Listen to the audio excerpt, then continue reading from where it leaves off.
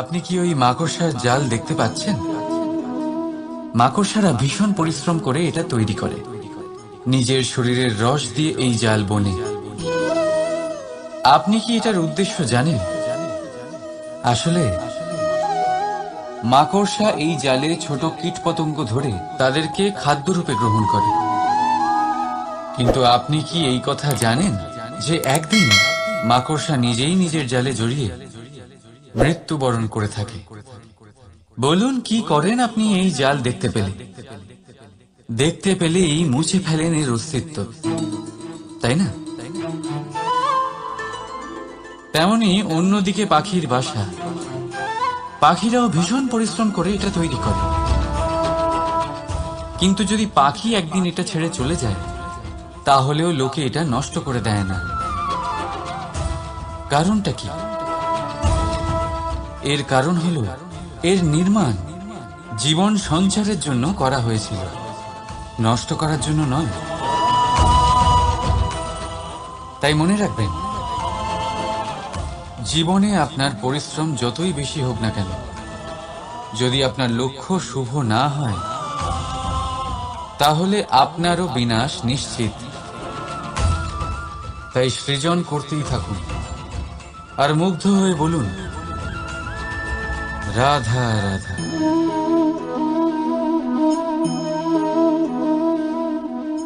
আপনার কি মনে হয় আমি কি করছি? আপনি বলবেন আমি প্রদীপ জ্বালাচ্ছি। সঠিক। কিন্তু প্রশ্ন হচ্ছে যে আমি কি আপনাকে বলেছি যে একে প্রদীপ বলা হয়? না। এই প্রদীপ কি নিজেই নিজের পরিচয় আপনাকে দিয়েছে? না। তাহলে আপনি কি করে জানলেন যে একে প্রদীপ বলা হয়?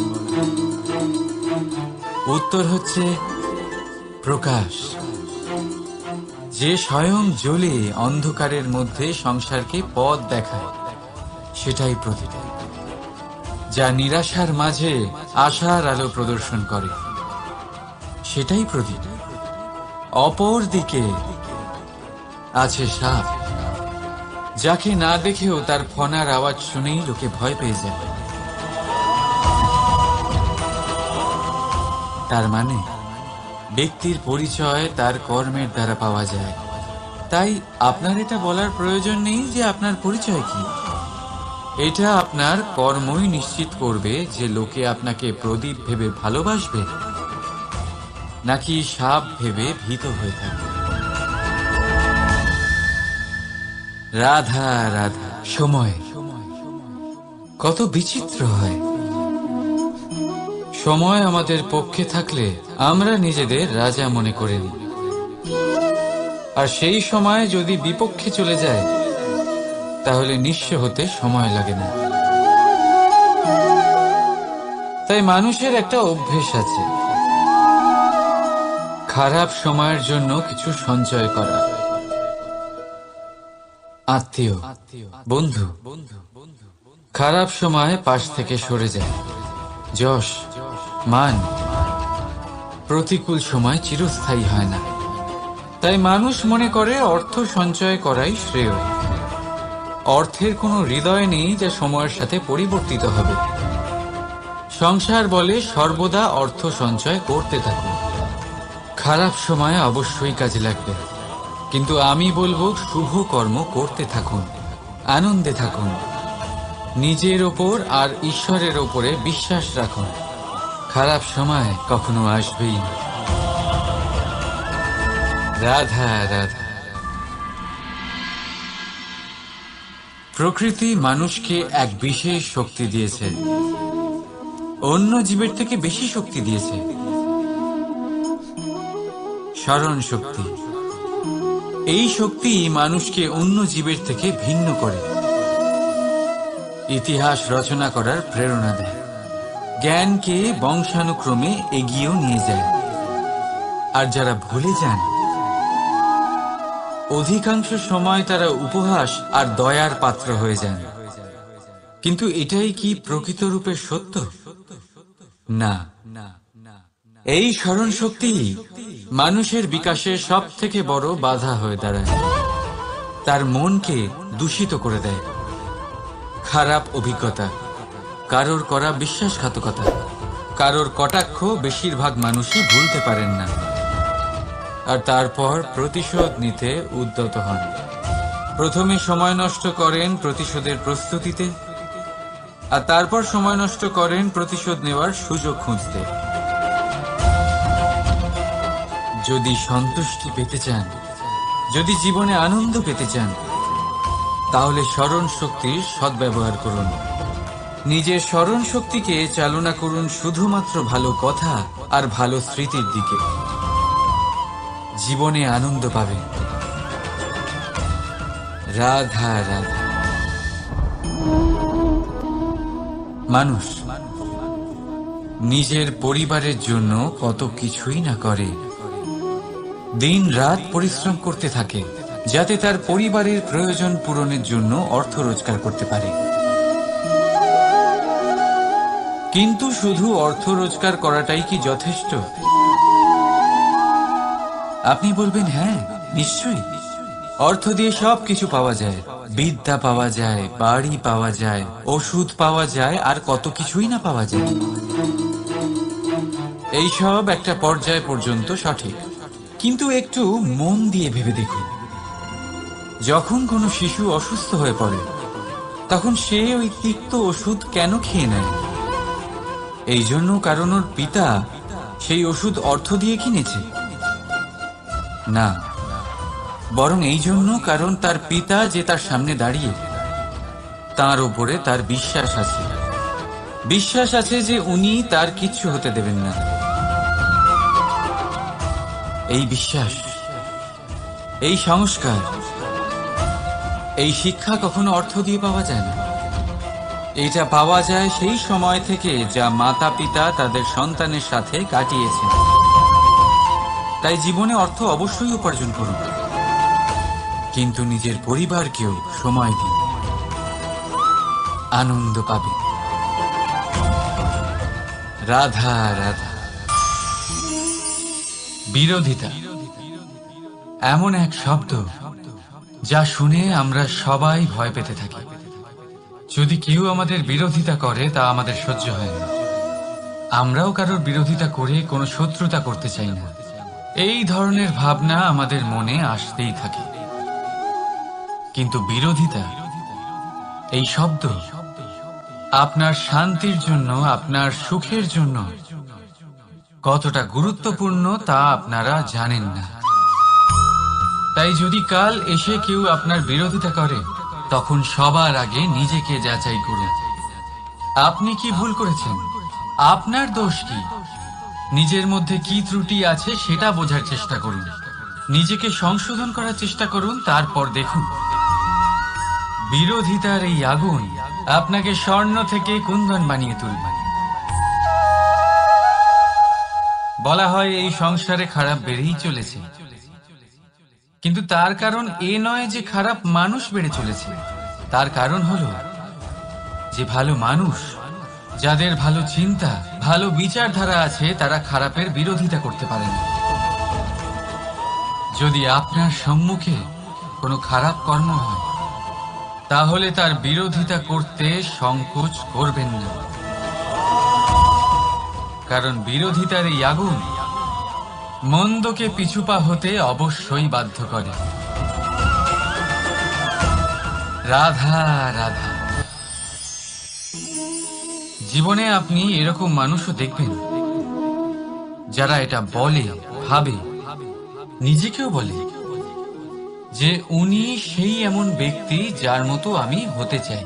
ঠিক আছে, কারোর থেকে প্রেরণা নেওয়াটা কোনো ভুল নয়, কিন্তু কখনো কখনো এই প্রেরণা গুরুত্বহীন হয়ে যায়, আর আমরা শুরু করে দিই সেই ব্যক্তিকে নকল করতে। এখানেই থেমে যায় আমাদের উন্নতি। এবারে দেখুন, সংসারে শত কোটি রঙের ফুল আছে, কিন্তু তারা কখনো একে অপরকে নকল করে না। সময়কে ব্যবহার করুন নিজের অস্তিত্ব নির্মাণ করার জন্য, কারণ কারোর ছায়া হওয়ার থেকে ভালো আপনি কারোর জন্য প্রেরণা হয়ে উঠুন। রাধা রাধা। আমরা সকলে পাথুরে রাস্তা এড়িয়ে চলি, কারণ এই পথের পাথর আমাদের যাত্রা আরো কঠিন করে তোলে, আমাদের পা আহত করে দেয়। কিন্তু একটা গুরুত্বপূর্ণ কথা আমরা ভুলেই যাই, এই কঠিন পথই না শুধু আমাদেরকে নিজেদের দুর্বলতার সাথে পরিচয় করায়, বরং আমাদের শক্ত হওয়ার প্রেরণাও দিতে থাকে। সময়ের সাথে ঠিক এমনটাই হতে থাকে। সবাই ভালো সময়ের অপেক্ষা করতে থাকেন, ভালো সময়ের জন্য পরিশ্রম করেন, তার জন্যই চিন্তা করেন, কিন্তু ভুলে যান যে ভালো সময় বহুবার আমাদের বিবেক নষ্ট করে দেয়। সেখানেই খারাপ সময় আমাদের বুদ্ধিকে সঠিক পথে চালিত করে। রাধা রাধা। ঘোড়াকে যতই প্রশিক্ষণ প্রদান করুন, তার মুখে লাগাম তো পরাতেই হবে। একজন ভালো চালক সেই ঘোড়ার লাগাম মাঝে মাঝে টেনে ধরে, তাকে সঠিক পথে চালিত করতে, যাতে সেই ঘোড়া দিকভ্রান্ত না হয়। এবার একটু ভাবুন, ঠিক এরকমই হয় আমাদের মন।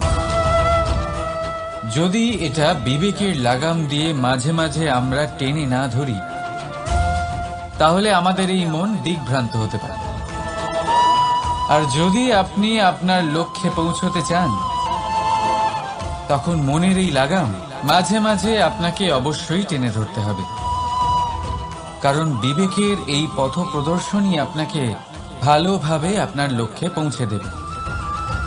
মনে রাখবেন, আর আমার সাথে ভালোবেসে বলবেন, রাধা রাধা। আপনি কখনো জাঁতা কল দেখেছেন? তাতে গম পেশা হয়। গমকে এমন ভাবে পেশা হয় যাতে আমরা তা খেতে পারি, জীবিত থাকতে পারি। আর যদি আপনি মন দিয়ে দেখেন, তাহলে কলের নিচের অংশ কখনো ঘোরে না, শুধুমাত্র উপরের অংশই ঘোরে। আর তবেই তা গম পিষতে পারে, আর তবেই রুটি তৈরি হতে পারে। কিন্তু ভেবে দেখুন, যদি কলের দুটো অংশই ঘুরতে থাকে, তাহলে কি হবে? তা গম পেশার বদলে একে অপরকে পিষে নিজেদের অস্তিত্ব শেষ করে দেবে। তাই জীবনে কোনো কাজ যখন মন আর মস্তিষ্ক মিশিয়ে করা হয়, তখনই তা সম্পন্ন হয়। কিন্তু যখন বিষয় হলো ভক্তি, তখন মস্তিষ্কের যুক্তির মৌন থাকা প্রয়োজন। আর যখন বিষয় হলো কর্ম আর ন্যায়, তখন মনের আবেগের মৌন থাকা প্রয়োজন। তাই মন আর মস্তিষ্কের এই সম্মিলনে সতর্ক থাকবেন। একসাথে অবশ্যই চলবে, কিন্তু একে অপরের বাধা যেন না হয়ে দাঁড়ায়। রাধা রাধা। আমি একটা এমন শব্দ যার অনেকগুলি মানে হয়, যার আসল অর্থ হল অহং। যদি আপনি কথা বলেন সৃষ্টির নির্মাণ নিয়ে, তাহলে আমি ব্রহ্মদেব হয়ে সৃষ্টির নির্মাণ করবে। যদি আপনি কথা বলেন প্রলয়ের, তাহলে সেই আমি মহাদেব হয়ে বিনাশ করবে। এই আমি সঙ্গতিপূর্ণ, কিন্তু শুধু ততক্ষণ যতক্ষণ আপনি এটা সবার সাথে ভাগ করছেন। কিন্তু আমরা বহুবার এর মানে বুঝতে পারি না। এই অহংকে সীমিত করে দিই একটা ব্যক্তি অবধি, শুধু নিজে। আর তখনই জেগে ওঠে অহংকার, যাতে প্রাধান্য পায় শুধুমাত্র আমি, আমরা নয়। আর একজন ব্যক্তি একা না উৎপাদন করতে পারে আর না করতে পারে সৃজন। এবারে দেখুন, বৃষ্টির এক ফোঁটা, তারও অস্তিত্ব আছে, কিন্তু তা ধরিত্রীতে পড়লেই সমাপ্ত হয়ে যায়। কিন্তু যখন ফোঁটাগুলি একসাথে পড়ে তখন শুরু হয় বর্ষা, আর তখনই তৈরি হয় ধারা। রাধা রাধা। বলুন, কি দেখতে পাচ্ছেন আপনি? আমার হাতের এই সাদা বস্ত্র, নাকি এতে লেগে থাকা এই কালো দাগ? এবারে সত্যি কথা বলতে কি, আপনার নজর সবার আগে এই কালো দাগের উপরে গেছে। ঠিক আছে, এমনই তো হয়। ভীষণ কম মানুষ থাকেন যারা ভাবেন কোনো ব্যক্তি ভীষণ পরিশ্রম করে এই বস্ত্র ধুয়েছেন, এটা শুকিয়েছেন। বেশিরভাগ মানুষের নজর যায় এই দাগের উপরে, ভাবেন যে এটা কি করে লাগলো। কিছুটা এরকমই হয় আমাদের ব্যক্তিত্বের সাথে। আমাদের শুভ কর্মের উপরে আমাদের একটা খারাপ কর্ম ভারী মনে হয়। এবারে ভাবুন, যদি আমি চন্দ্রের কথা বলি, তাহলে তার শীতল আলো দেখার পূর্বে তার কলঙ্ক লক্ষ্য করে সেই চাঁদে লেগে থাকা কালো দাগ দেখে নেন। সেই জন্যই বিশেষ করে যারা শুধুমাত্র শুভ চিন্তা করেন আর উপকারী কর্ম যারা করেন, তাদের আমি বলবো সাবধানে থাকবেন। কারণ আপনার একটা খারাপ কর্ম চিরকালের জন্য উদাহরণ হয়ে দাঁড়াবে। রাধা রাধা। সাফল্য। যদি আপনাকে জীবনে সাফল্য পেতে হয়, তাহলে আপনি একাধিক মানুষ পাবেন যারা একাধিক উপায় বলবে আপনাকে সাফল্য পাওয়ার। দীর্ঘ সময় ধরে পরিশ্রম, চেষ্টা, নির্ধারণ, নিষ্ঠা এই বিষয়ে ভাষণ দিতে থাকবেন। একাধিক রকমের উদাহরণ আপনার সামনে তুলে ধরবেন। কিন্তু আমার এটা মনে হয়, আমরা কেন সেই বিষয়ে কথা বলি না যা মানুষকে অসফল করে তোলে। শুধু দুটো ব্যাপার অসফল হওয়া নিশ্চিত করে। শুধু দুই ধরনের মানুষ বেশিরভাগ অসফল হয়। প্রথম তারা যারা ভাবে অনেক কিছু কিন্তু কিছুই করে না, আর দ্বিতীয় তারা যারা অনেক কিছু করতে থাকে কিন্তু ভাবনা চিন্তা না করে। ভাবনা আর কর্ম, এদের মাঝে সামঞ্জস্য রাখা খুব জরুরি। যদি এটা থাকে, তাহলে জীবনে কখনো অসফল হবেন না। রাধা রাধা। আপনি অনেককে এই কথা নিশ্চয়ই বলতে শুনেছেন, এই ব্যক্তির দৃষ্টিতে দম্ভ আছে, এই ব্যক্তির চোখের ওপর অহংকারের পর্দা পড়ে আছে, ইত্যাদি ইত্যাদি। চলুন, আমি আপনাকে একটা প্রশ্ন করছি। আপনি দেখেন কি দিয়ে? দৃষ্টি দিয়ে নাকি দৃষ্টিভঙ্গির সাহায্যে? ভাবুন ভাবুন ভাবুন ভাবুন। চিন্তায় পড়ে গেলেন নিশ্চয়ই। দৃষ্টি যে কোনো বস্তুর বা যে কোনো মানুষের শুধু বাইরের রূপটা দেখায়, যেখানে দৃষ্টিভঙ্গি আপনাকে সোজা আসল পরিচয়ের সাথে সাক্ষাৎ করা। উদাহরণ হিসেবে চন্দ্র। চন্দ্র আমরা সবাই দেখেছি। বহু মানুষ আছেন যাদের চন্দ্র অত্যন্ত সুন্দর লাগে। পাথরকে ভগবান ভেবে পুজো করবেন নাকি ভগবানকে পাথর ভেবে পরিত্যাগ করবেন, সিদ্ধান্ত আপনার। কিন্তু এই সিদ্ধান্ত নির্ভর করে আপনার দৃষ্টিভঙ্গির ওপর। তাই নিজের দৃষ্টিভঙ্গি শুভ রাখুন, নিজের দৃষ্টিভঙ্গিতে ভালোবাসা রাখুন, আর আনন্দে বলুন রাধা রাধা। বড় বড় রাজমহলে বড় বড় ইমারতের চূড়া কত সুন্দর হয়,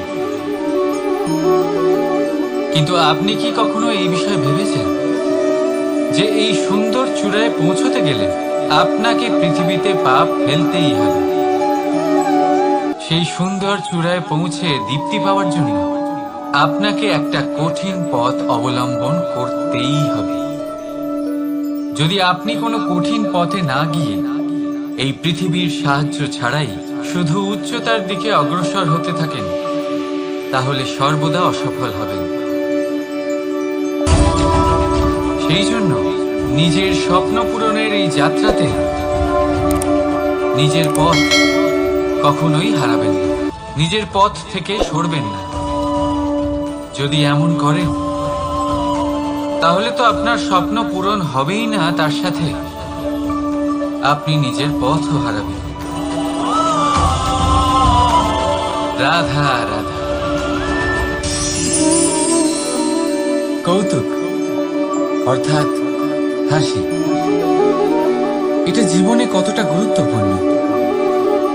আমরা সর্বদাই হাসতে চাই, আমরা সর্বদা অন্যের মুখে এই হাসি দেখতে চাই। কিন্তু এই কৌতুক অনেক প্রকারের হয়।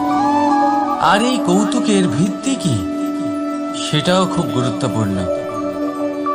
কৌতুক কেবল তখনই পাবেন যখন তা শুদ্ধ মন থেকে আসবে। কৌতুক তখনই পাবেন যখন তার সামনের জনকেও হাসিয়ে তার কষ্ট হরণ করবে। এবারে যদি কৌতুক হিংসার থেকে বেরোয়, তখন তা কটাক্ষ হয়ে যায়, সামনের মানুষের মনে আঘাত করে। তারপরে সে তৈরি থাকে যে কখন আপনার উপরে আবার প্রহার করতে পারবে। তাই যদি হাস্য কাউকে ছোট করার জন্য হয়, তা হাস্য নয়, উপহাস হয়ে যায়। আর তা সামনের জনকে আনন্দ নয়, শুধু অপমান দেবে। আর অপমানিত ব্যক্তির মন তিক্ত হয়ে থাকে।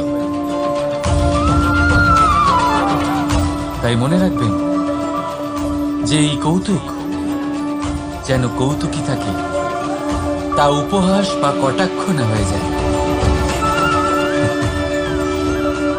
রাধা রাধা। মানুষ এই শব্দের সূচনা হয় মন থেকে। আর সেই জন্যই হয়তো আমাদের এই মন এতটা গুরুত্বপূর্ণ। এবারে দেখুন না, আমাদের মনই সবকিছু চালনা করে। মনই সেই যে কল্পনা করে, মনই সেই যা কল্পনাকে বাস্তবে পরিণত করার জন্য পরিশ্রম করতে আমাদের প্রেরণা যোগায়। মনই সেই যা লোভের জালে জড়িয়ে পড়ে। মনই সেই যা অভিমানের পর্দা দিয়ে ঢেকে যায়। আর এই মনই সেই যা আপনাকে বিনাশের দিকে টেনে নিয়ে যেতে পারে। কিন্তু যদি তা পরোপকার করার ইন্ধন পায়, তাহলে এমন কোনো মহান কাজ নেই যা আপনি করতে পারবেন না। কিন্তু এই মন কি? এটা বোঝানো যায় দুটো শব্দের মাধ্যমে, দুটো সহজ শব্দ। প্রথম, একজন কুশল সেবক। দ্বিতীয়, একজন সংকট প্রবণ মালিক।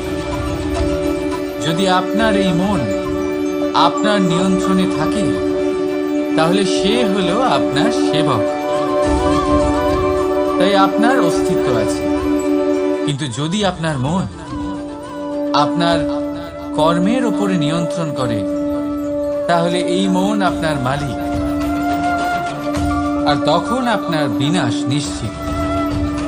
তাই নিজের এই মনকে নিয়ন্ত্রণে রাখুন, কিন্তু ভালোবেসে। আসুন আমার সাথে আনন্দে বলুন, রাধা রাধা। এই সূঁচ দেখতে পাচ্ছেন আপনি?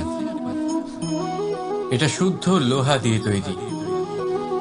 বস্ত্র সেলাই করার কাজে লাগে, অস্ত্রোপচারে কাজে লাগে। কিন্তু আপনি কি কখনো ভেবে দেখেছেন এই সূঁচ কিভাবে তৈরি হয়? লোহার এক বড় অংশকে পিটিয়ে পিটিয়ে টেনে টেনে তাকে পাতলা বানানো হয়। এরপরেই আমরা পেয়ে থাকি সূঁচ। ভাবুন, যদি লোহার টুকরোতে অনর্গল প্রহার করার ফলে একটা লোহার টুকরো সূচে পরিণত হয়, তাহলে আমাদের জীবনে অনর্গল চেষ্টা করার ফলে জীবনের সমস্ত অংশকে আমরা কত প্রভাবশালী কাজে পরিণত করতে পারি। শুধু প্রয়োজন দৃঢ় নিশ্চয়তা। তাহলে আসুন আমার সাথে ভালোবেসে বলুন, রাধা রাধা। বিশ্বাস, জীবনে বিশ্বাস কতটা গুরুত্বপূর্ণ। একজন স্ত্রী তার স্বামীর হাত ধরে যে কোনো জায়গায় যেতে পারেন, এর কারণ হলো বিশ্বাস। তার নিজের স্বামীর ওপরে বিশ্বাস আছে। যখন একজন মা তার ছোট বাচ্চাকে কোলে তুলে হাওয়ায় ওঠায়, তখন সেই বাচ্চা ভয়ভীত হয়ে যায় না। তার কারণ হলো বিশ্বাস। তার বিশ্বাস আছে যে তার মা তার কিচ্ছু হতে দেবে না। এক বৈদ্যের দেওয়া ঔষধ সন্তান কিছু না বুঝে শুনেই খেয়ে ফেলে। সেই বৈদ্যের জ্ঞানের বিষয়ে তার কোনো ধারণাই থাকে না। শুধু নিজের পিতার উপরে বিশ্বাস আছে যে তার পিতা তাকে খারাপ কিছুই দেবে না। যখন এই সংসারের প্রতিটা বন্ধন বিশ্বাসের উপরে দাঁড়িয়ে আছে, তাহলে কেন এই বিশ্বাসকে আমরা জীবনে আনতে পারি না? আপনি নিজেই দেখুন, এই বিশ্বাস নিজের জীবনে এনে দেখুন, সবকিছু আরো সুন্দর হয়ে যাবে। তাই ভালোবেসে বলুন, রাধা রাধা।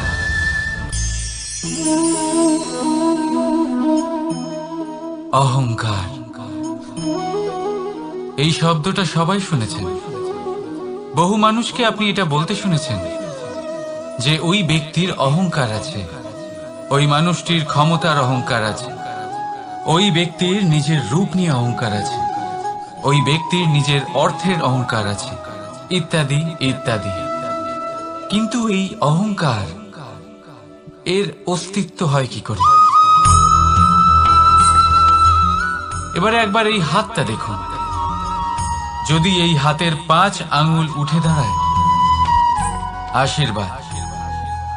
আর যদি এই হাতের 5টা আঙ্গুল একসাথে মুঠো হয়ে যায়, শক্তি। সংকটের বিরুদ্ধে ঢাল। কিন্তু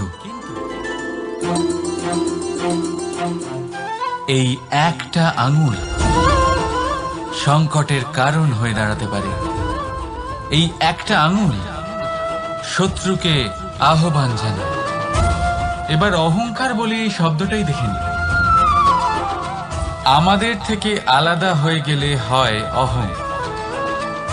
অহং অর্থাৎ ব্যক্তির মনে হয় যে সে আপনদের থেকে, নিজের বন্ধুদের এবং সঙ্গীদের থেকে, নিজের পরিবারের থেকে অনেক উপরে, অনেক শ্রেষ্ঠতর সে।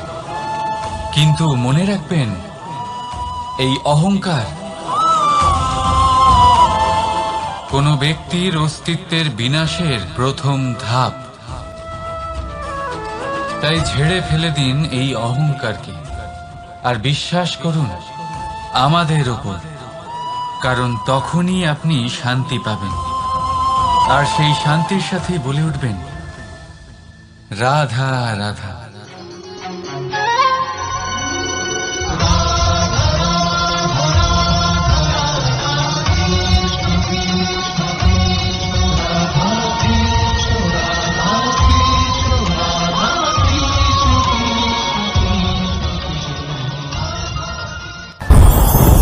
ওমা, এ কি? আমি কখন থেকে এখানে অপেক্ষা করছি, হাত পেতে দাঁড়িয়ে রয়েছি যাতে একটা ফল আমার হাতে এসে পড়ে এবং সেটা আমি খেতে পারি। কখন থেকে অপেক্ষা করছি, কিন্তু সেটা হচ্ছেই না। এবার আপনি বলবেন যে এইসব কি বলছি, এ কি অদ্ভুত কথা বলছি। যদি ফল খেতে হয় তাহলে আমাকে বৃক্ষে চড়তে হবে, ফলের কাছে পৌঁছতে হবে, তবেই তো ফল পাবো। এবারে এটা অত্যন্ত সহজ ব্যাপার, কিন্তু এই বিষয়টা আপনি নিজের জীবনের প্রসঙ্গে ভেবে দেখুন। লক্ষ্য কোথায় আছে আপনি জানেন, সেই লক্ষ্যে পৌঁছানোর পথ কি সেটাও আপনি জানেন। সেই পথে চলার ক্ষমতাও আপনার রয়েছে, কিন্তু তাও আপনি নিজের লক্ষ্য লাভ করতে পারছেন না। কেন? কারণ আপনি অপেক্ষা করছেন যে লক্ষ্য আপনার সামনে চলে আসবে, কিন্তু তা হয় না। লক্ষ্য সে যাই হোক না কেন, ধন হোক, প্রেম হোক, কোনো সম্মান হোক বা মোক্ষ হোক, যদি আপনি তার দিকে অগ্রসর না হন তাহলে ফল প্রাপ্তি অসম্ভব ব্যাপার, তা কোনোদিনই হবে না। সেই জন্য আপনার চোখের সামনে আপনি যদি নিজের লক্ষ্যকে দেখতে পান তাহলে উঠুন এবং সেই দিকে অগ্রসর হতে শুরু করুন। নিজের অন্তরের সকল অশুভ গুণ দূর করুন, অলসতা ত্যাগ করুন, অজ্ঞানতা ত্যাগ করে দিন এবং চলতে থাকুন। অবশ্যই মনোবাঞ্ছিত ফল লাভ করতে পারবেন। মনে রাখবেন, চলতে থাকলে তবেই লক্ষ্য প্রাপ্তি হবে। অপেক্ষার দ্বারা শুধুমাত্র মৃত্যু লাভ হবে। আসুন আমার সাথে ভালোবেসে বলুন, রাধা রাধা। পাখি কখন জন্ম নেয়, কখন উড়তে শেখে, কখন বাসা বানাতে শেখে, কখন নিজের মৃত্যু লাভ করে, এসব আমাদের মধ্যে কেউ জানি না। কিন্তু পাখি একটা কথা খুব ভালো করে জানে, যে এই সংসারে ও যা কিছুই করুক না কেন, এই সংসারের ওকে নিয়ে কিচ্ছু যায় আসে না। এবার আমরা কি করি? কোনো কাজ করার আগে আমরা এটা ভাবি যে এই সংসার যদি আমাকে দেখে ফেলে তাহলে কে জানে এই সংসার কি ভাববে, আমার প্রতিচ্ছবি কেমন তৈরি হবে কে জানে, কে জানে কি হবে আদি ইত্যাদি। এই সব ভাবনায় আমরা মগ্ন হয়ে যাই। কিছুটা এমন ভাবে মগ্ন হই যে বর্তমানের কর্মের এই জীবনের যাত্রাপথে সেই সময়ের আনন্দ উপভোগ করতে ভুলে যাই। এবার দেখুন একটা পাখি কি করে, ওর কর্ম হলো গান গেয়ে চলা। ওই পাখি গেয়ে চলে, কেউ ওর গান শুনুক বা না শুনুক, কেউ আদৌ শুনছে কিনা সেই বিষয়টা নিয়ে সেই পাখির কিছুই যায় আসে না। সেই পাখি নিজের কর্ম করতে থাকে। হয়তো সেই জন্যই আপনি কখনো কোনো পাখিকে কাঁদতে দেখবেন না। এরকমই আপনাকে নিজেকে গড়ে তুলতে হবে। প্রথমে নিজেকে জিজ্ঞেস করুন, এই যে কর্ম আমি করতে চলেছি সেটা কি উচিত? যদি আপনার মনে হয় সেটা উচিত তাহলে সেটা প্রমাণ করুন। এটা ভাববেন না যে এই সংসার কি ভাববে। আসুন আর আমার সাথে ভালোবেসে বলুন, রাধা। বনের মধ্যে যদি আপনি কোনো বিষাক্ত সাপ দেখেন তাহলে কি করবেন? আপনি তখনই তার থেকে দূরে পালাতে চেষ্টা করবেন। আর এটা কেন করবেন? নিজের রক্ষার্থে। এই কথা আমি নয় মেনে নিলাম, কিন্তু নিজের জীবনে এটা করেন না কেন? আপনি যেখানেই যান, যে স্থানেই যান না কেন, প্রত্যেক সময়ে প্রত্যেক মুহূর্তে এমন বিষাক্ত সাপ আপনি অবশ্যই খুঁজে পাবেন। আর সেই সাপ নয় যাদের আপনি বনে খুঁজে পাবেন, এরা হলো সেই সাপ যা আপনাকে পাপ করতে বাধ্য করবে। আপনার অন্তরের বাসনা, ক্রোধ, অহংকার, লোভ, ঈর্ষা এদের বৃদ্ধি ঘটাবে। দেখুন, বনের এই সাপ আপনাকে একবার ছেড়ে দিতেও পারে, ছোবল নাও মারতে পারে, কিন্তু এই যে পাপরূপী সাপ আছে তা অবশ্যই ছোবল মারবে। কর্ম যদি করেন তাহলে অবশ্যই ফল পাবেন। সেই জন্য যখনই কোথাও যাবেন, যদি এমন কাউকে দেখেন, যদি এমন কিছু দেখেন যে আপনাকে পাপ করতে বাধ্য করছে, তাহলে সেই মুহূর্তে সেখান থেকে পালিয়ে যান। যেমন বনের সাপ দেখে আপনি পালাতে থাকেন। সৎকর্মের রক্ষা অত্যন্ত আবশ্যক। আসুন আর আমার সাথে ভালোবেসে বলুন, রাধা রাধা। যদি কোনো সিংহ বানরের মতো গাছে চড়তে চেষ্টা করে তাহলে কি হবে? একটা মাছ যদি মাটিতে হাঁটতে চেষ্টা করে তাহলে কি হবে? তারা বিফলই হবে। কিন্তু এরকম কেন হয়? তার কারণ হলো প্রকৃতির রচনা কিছুটা এরকম। এখানে প্রত্যেকটি ব্যক্তিকে, প্রত্যেকটি প্রাণীকে আলাদা আলাদা গুণের অধিকারী করা হয়েছে এবং সকলকে একটা সীমাও প্রদান করা হয়েছে। এবার এই যে বৃক্ষ, পশু, পাখি, এদের মধ্যে সেই ক্ষমতাই নেই যে এরা নিজেদের যাচাই করতে পারবে, নিজেদের সীমাগুলো বুঝতে পারবে, নিজেদের সদ্গুণগুলো চিনতে পারবে। এরা সেটা করতে পারবে না। কিন্তু মানুষ তো আলাদা। মানুষের কাছে সেই বিশেষ শক্তি আছে যে তারা পূর্ণরূপে নিজেদের যাচাই করতে পারবে, নিজেকে পূর্ণরূপে বুঝতে পারবে, নিজের দোষ, নিজের অপগুণ, নিজের সদ্গুণ, নিজেদের সীমাগুলো তারা বুঝতে পারবে। আর এটা অত্যন্ত গুরুত্বপূর্ণ। কথায় আছে যে যদি সাফল্য লাভ করতে হয় তাহলে নিজেকে যাচাই করে নিতে হবে। তাই নিজেকে যাচাই করুন, নিজের সাথে পরিচিত হয়ে যান এবং জীবনে কর্ম করতে থাকুন। সাফল্যের শিখরে অবশ্যই পৌঁছে যাবেন। আর ওখানে যদি যান তাহলে এই মন প্রসন্ন হয়ে অবশ্যই বলবে, রাধা রাধা।